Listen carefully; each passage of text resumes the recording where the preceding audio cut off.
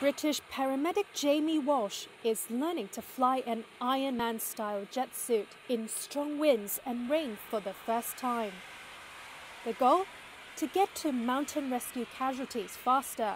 And it's a really key day-to-day to be able to do that in the difficult rain, wind conditions, because obviously in Cumbria it rains and it's windy a lot, so yeah, it's went really, really well. Walsh works at the Great North Air Ambulance Service. For the past year, he's been helping to test the jet suit's suitability for use by paramedics.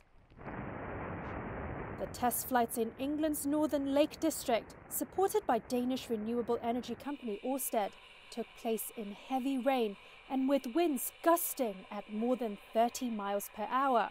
The challenge with the wind and the rain, obviously the rain when you're moving at a little bit of speed, the rain gets in your face and in your eyes a little bit, but actually countering the wind is when you're coming up over a ridgeline is sometimes a little bit difficult, but actually if you're expecting it, it's a very stable piece of equipment and you can counter it and manoeuvre it and manage it quite safely.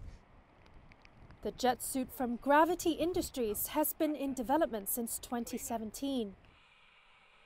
The latest 3D printed version can reach speeds in excess of 85 miles per hour at more than 12,000 feet above ground. But for safety reasons, they normally hug the terrain at much slower speeds. Richard Browning is Gravity Industries founder and chief test pilot. What we've really learned as really a jet suit company is that paramedic response is all about getting to the side of that critical care patient super fast. A bit like a paramedic on a motorbike, you're not taking them to hospital, you're getting alongside them to sort out blood loss, a breathing problem, manage pain and triage that patient. And our ability to get over any terrain in almost any weather and get alongside that casualty, often faster than a helicopter or on foot, that's turned out to be super valuable. Gravity Industries is also working with elite and special forces, including at sea. In September 2022, the company demonstrated the jet suit's capability in New York Harbor, flying off the back of the Royal Navy's aircraft carrier HMS Queen Elizabeth.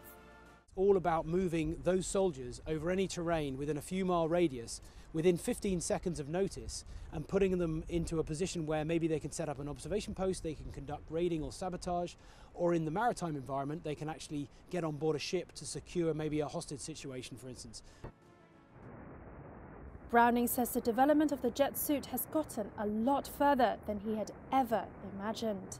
This whole journey started with a seemingly ludicrous vision of could you get a human being to fly, not by being inside a flight vehicle, but by just adding the minimalist technology. And I think we've got this a lot further than I ever imagined, but the really exciting thing is we're only at the beginning of the journey. There is so much more we can do. And because all of this is 3D printed, we actually iterate the design almost on a fortnightly basis. So there's a huge amount more we can deliver.